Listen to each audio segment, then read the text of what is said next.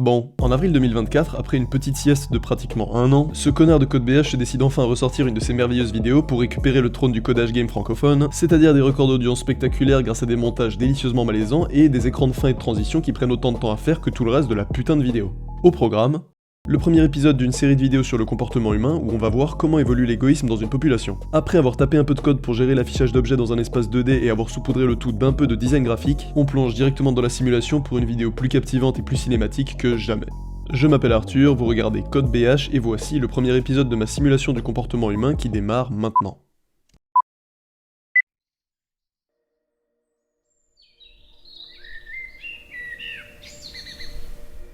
Voici Bernard. Bernard se promène avec insouciance dans sa petite prairie à la recherche de carottes. Lorsqu'il aperçoit une carotte, il va la manger, ce qui lui donne 1 point. Si en une minute il obtient au moins 5 points, il passe à la journée suivante. Après ça, il pourra se reproduire une fois à chaque 5 points de plus. Et si en une minute il obtient moins que 5 points, il meurt.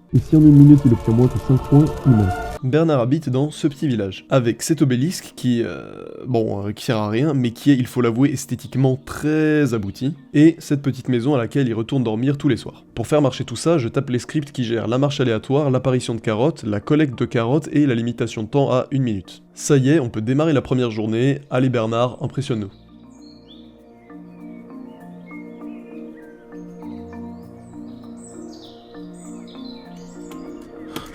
Ok, Bernard a déjà collecté 5 carottes et donc il va survivre à cette première journée.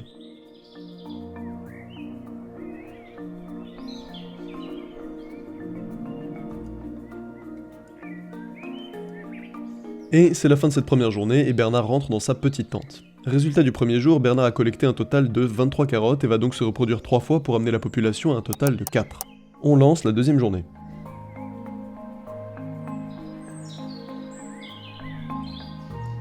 Maintenant ils sont plusieurs à collecter des carottes, on aura donc un score différent pour chacun.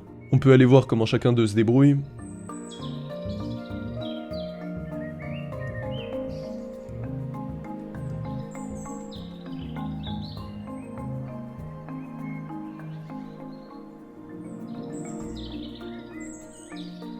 Ok, fin du jour 2, voyons les scores de chacun. Donc on a par ordre croissant Bernardo à 14, Bernadette à 15, Bertrand à 17 et Bernard le BG à 31 points, waouh! Ça va amener la population à un total de 14. Je vais rajouter un peu de code pour limiter la capacité de chaque tente à 10 habitants et faire grandir le village lorsque c'est nécessaire pour accommoder la population. On a donc maintenant 2 tentes, début du jour 3.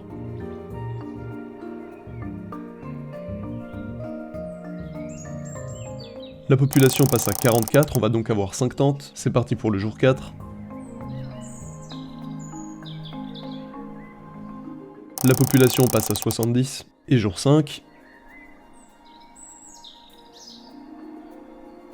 Ok, alors c'est la fin du jour 5 et le total passe de 70 à 67. On observe que la population a d'abord adopté une croissance exponentielle avant de se stabiliser autour de la limite supérieure que permet la disponibilité de carottes.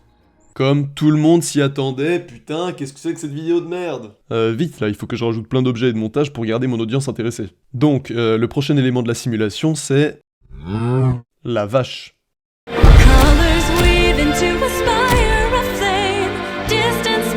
Bon, elle a l'air un peu énervée, on dirait plus ou moins la tête que je fais quand je remarque qu'un mec a découpé ma vidéo en 15 parties et la réupload sur TikTok. Alors, on va introduire des vaches qui se promèneront aléatoirement dans la prairie. Une fois par jour, chaque habitant pourra s'allier avec un autre et aller chasser une vache ensemble pour aller obtenir plus de points. Chaque vache vaut 10 points, donc ça fera 5 points chacun. Alors oui, j'ai fait une animation où la vache part en fumée, je sais que vous vouliez une animation hardcore où la vache se fait étriper et il y a du sang partout, mais on va plutôt rester sur du contenu gentil et consensuel. Je rajoute donc un script pour gérer le mouvement des vaches et un autre pour la mécanique de chasse. Je demande aussi à la simulation de faire apparaître des vaches quand certaines sont tuées pour essayer de maintenir le total autour de 16. Alors pourquoi 16 ? Eh bien parce que c'est visuellement joli. Donc je rajoute un peu de code pour gérer ça et on est parti pour le 6e jour.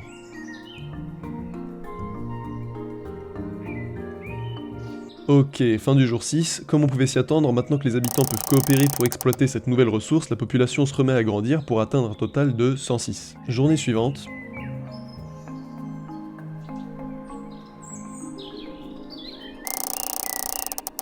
Encore une.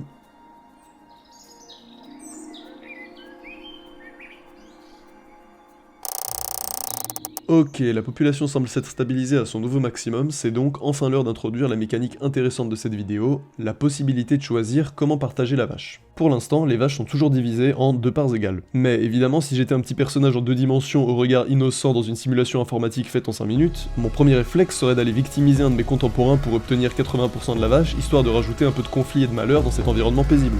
Donc, on va rajouter qu'à partir de maintenant, chaque habitant va avoir une part idéale de la vache en tête, entre 10% pour les plus généreux et 90% pour les plus égoïstes, et cette part va influencer le partage en fonction de l'habitant avec qui ils vont coopérer.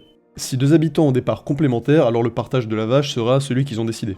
Si les 2 parts font moins que 100%, alors chacun prend la part qu'il voulait initialement et le reste est divisé en 2. Si le reste est impair, c'est le plus égoïste des deux qui prend la grosse moitié pour les plus chiants d'entre vous qui allez poser la question. Et pour finir, si les 2 parts feraient plus que 100%, aucun des deux n'obtient l'intersection et en plus ils sont pénalisés chacun d'1 point pour modéliser le coût énergétique engendré par le conflit. Puisqu'on a 9 stratégies possibles, on va répartir notre population équitablement dans les 9 catégories, ceux qui tombent super bien car, heureux hasard, 135 c'est divisible par 9. Maintenant, quand un habitant va se reproduire, il va créer une copie de lui-même avec la même stratégie de partage, mais avec une petite chance de mutation vers une version un peu plus généreuse ou un peu plus égoïste. Je code donc les nouvelles règles de partage et de reproduction et je les rajoute à la simulation. C'est parti pour le jour 9, vous pouvez essayer de prédire comment la population va évoluer.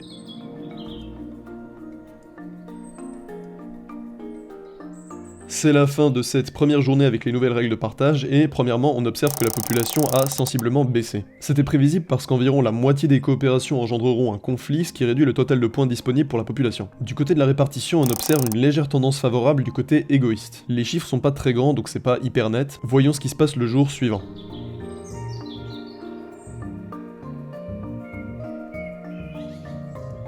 Ok, la tendance se confirme, il y a un clair avantage du côté égoïste. Voilà, je peux arrêter la vidéo ici et sortir une vidéo motivation merdique en mode arrête d'être gentil. Bon attendez, je vérifie un truc. Dans cette vidéo, on bascule du côté obscur de la force. Âme sensible s'abstenir.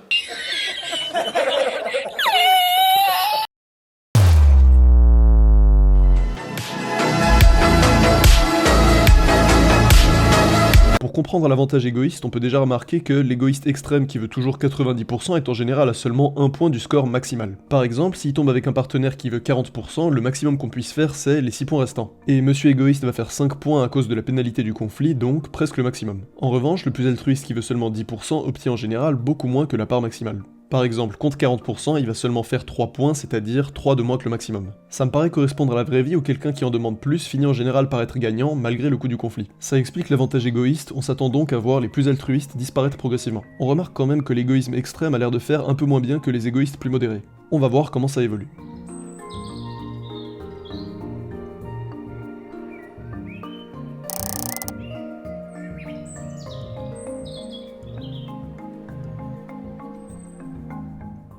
Ok, ça a évolué comme ça.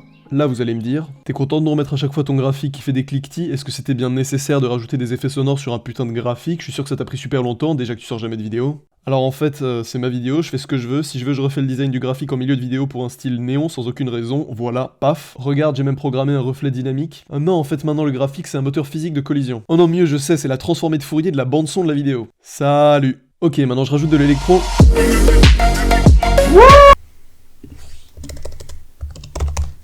Bon, l'avantage égoïste a continué à se marquer, mais là, clairement, les plus égoïstes ont un net désavantage. Ça se comprend parce qu'à mesure que les habitants les plus altruistes ont disparu, c'est devenu contre-productif d'être trop égoïste. Si personne n'est d'accord de prendre que 10%, vouloir 90% crée juste du conflit inutile. On regarde la suite.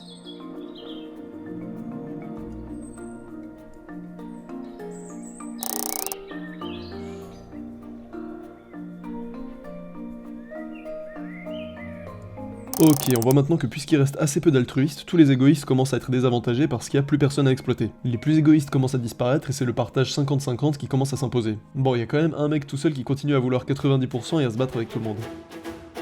Maintenant, on va pousser la simulation jusqu'à la génération 20.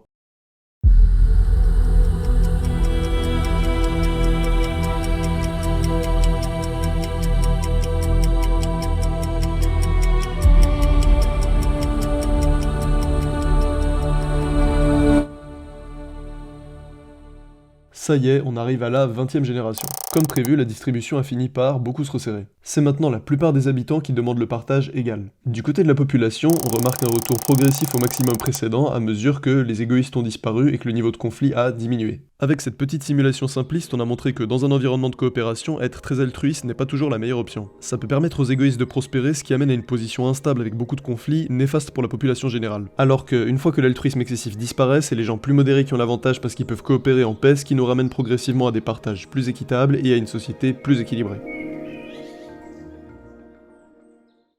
Et oui, c'est déjà la fin de cette vidéo, j'espère que le concept vous a plu. Comme promis, je rouvre des places pour mon cours de programmation. Si vous voulez être capable de développer le type de projet que je montre sur cette chaîne, vous pouvez aller regarder la vidéo de présentation. Comme la dernière fois, à moins que vous regardiez cette vidéo juste après sa sortie, toutes les places seront probablement déjà parties, mais je ferai de mon mieux pour en rouvrir à la prochaine vidéo, c'est promis. Merci du reste à tous ceux qui m'ont fait confiance avec ce cours, je sais de vos retours que ça vous a beaucoup plu. Vous pouvez aller me suivre sur mon Instagram qui s'appelle désormais le ArthurBH. Jusqu'à maintenant, j'ai pu répondre à pratiquement tous les messages que vous m'avez envoyés. Bon, paradoxalement, maintenant que j'ai dit ça, il y a zéro chance que ça continue à être le cas. Merci à tous d'avoir attendu mon retour tout ce temps, je sais que je suis insupportable. La prochaine vidéo sera pas une vidéo de psychologie, mais une code BHerie classique, pure et dure, je suis sûr que ça va vous plaire. Bon, merci d'avoir regardé et je vous laisse sur le traditionnel écran de fin.